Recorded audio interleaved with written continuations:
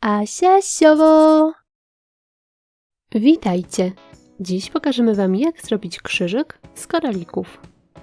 Najpierw zginamy drucik na pół. Mocno ściskamy szczypcami.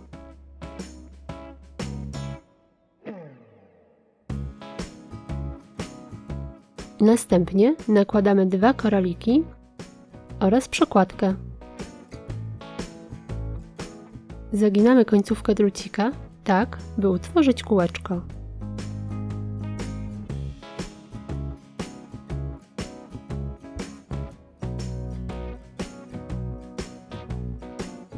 Teraz rozginamy druciki na boki.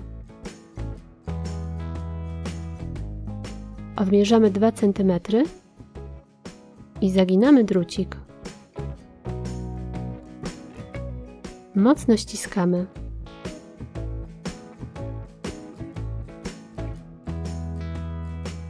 Nakładamy 2 koraliki oraz przekładkę.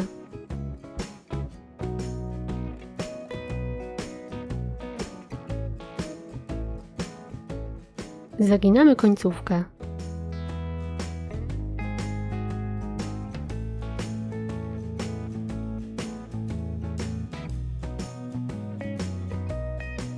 Drucik zaginamy na dół. To samo robimy po przeciwnej stronie.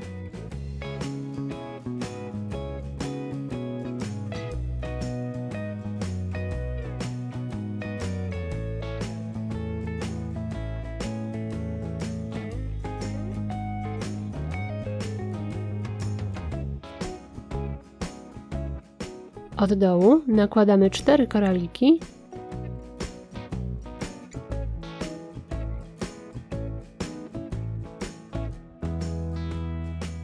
i przekładkę.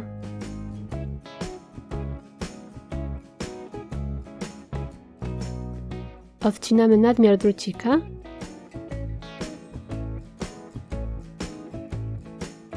i zaginamy.